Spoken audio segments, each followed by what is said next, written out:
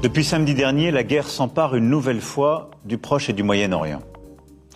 Ouverte par les frappes que les États-Unis d'Amérique et Israël ont initiées contre l'Iran, elle s'étend à présent dans la région et emporte de graves conséquences pour la paix et la sécurité de tous. La République islamique d'Iran porte la responsabilité première de cette situation. C'est elle qui a développé un programme nucléaire dangereux et des capacités balistiques inédites, qui a armé et financé des groupes terroristes dans les pays voisins, le Hezbollah au Liban, les Houthis au Yémen, les milices chiites en Irak, et qui a soutenu le Hamas et a toujours affirmé son objectif de détruire l'État d'Israël. C'est la République islamique d'Iran qui a une nouvelle fois, en janvier dernier, donné l'ordre de tirer sur son propre peuple. Compte tenu de tout cela, et des négociations qui ne progressaient plus, les États-Unis d'Amérique et Israël ont décidé de lancer des opérations militaires.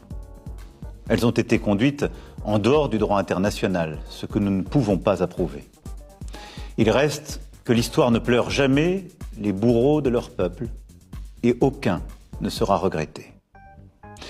Une nouvelle situation est en train d'apparaître.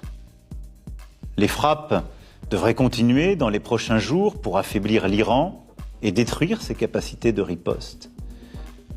Et en représailles, les frappes de l'Iran dans toute la région devraient alors se poursuivre. Dans ce contexte, avec l'Allemagne et le Royaume-Uni, nous avons clairement dit qu'un arrêt au plus vite des frappes est souhaitable et qu'une paix durable dans la région ne se fera que par la reprise de négociations diplomatiques. Et je veux ici aussi former le vœu pour le peuple iranien qu'il puisse lui-même librement décider de son destin. Face à cette guerre en train de s'étendre et dont nul ne sait dire aujourd'hui le terme, ma responsabilité est d'agir pour protéger notre pays, garantir la sécurité de nos compatriotes et défendre l'intérêt national.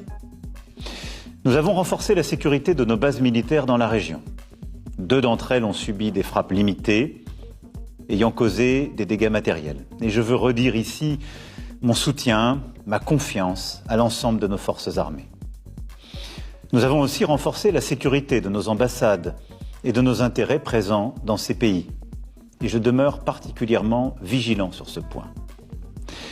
Près de 400 000 de nos compatriotes sont présents dans la région, soit comme résidents, soit de passage. Nous sommes en train d'organiser, en bon ordre, le rapatriement de nos concitoyens qui le souhaitent, en commençant par les plus vulnérables.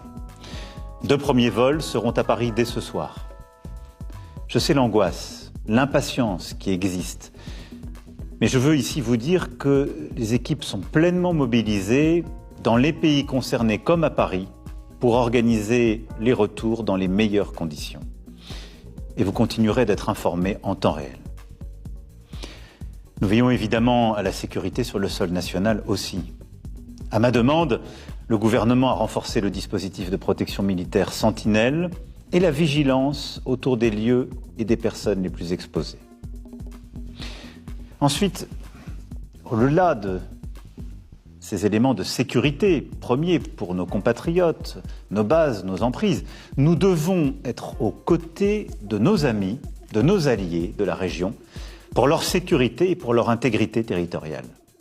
C'est en effet notre responsabilité, elle est strictement défensive, elle vise à protéger et à restaurer le plus vite possible la paix. Il en va de la crédibilité de la France, d'être ce partenaire de confiance qui honore ses engagements, surtout dans ces temps troublés. Nous avons des accords de défense qui nous lient avec le Qatar, le Koweït et les Émirats arabes unis. Ces derniers sont tout particulièrement ciblés et nous leur devons solidarité. Nous sommes aussi liés par des engagements solides avec la Jordanie et l'Irak, et notamment là-bas nos alliés kurdes. Nous avons réagi immédiatement et avons abattu en légitime défense des drones dès les premières heures du conflit pour défendre l'espace aérien de nos alliés qui savent pouvoir compter sur nous. En plus des moyens déjà présents, des Rafales, des systèmes de défense antiaérienne et de radars aéroportés ont été déployés ces dernières heures. Et nous continuerons autant que de besoin cet effort. Chypre, membre de l'Union européenne, pays avec lequel nous venons de signer un partenariat stratégique, a été frappé également ces derniers jours. Ceci requiert notre soutien. C'est pourquoi j'ai décidé l'envoi, là aussi, de moyens de défense antiaérienne supplémentaires et d'une frégate française, le Languedoc, qui arrivera au large de Chypre dès ce soir.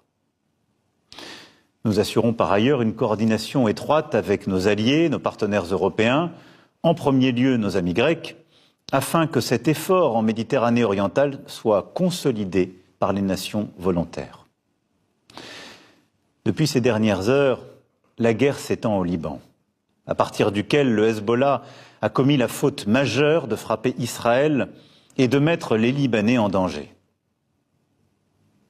Israël serait en train de décider une opération terrestre. Ce serait là aussi une escalade dangereuse et une erreur stratégique.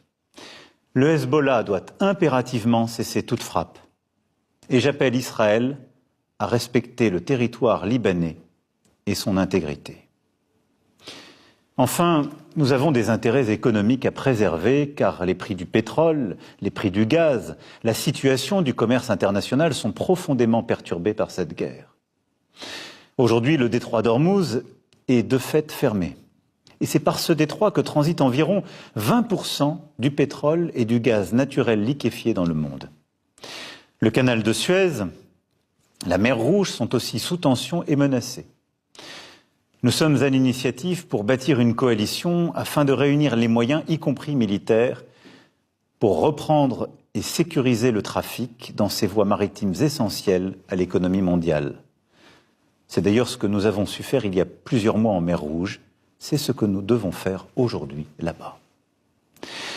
Face à cette situation instable, aux incertitudes des jours à venir, j'ai donné ordre que le porte-avions Charles de Gaulle, ses moyens aériens, son escorte de frégates, fassent route vers la Méditerranée. Mes chers compatriotes, je voulais ce soir vous rendre compte de la situation et de nos actions.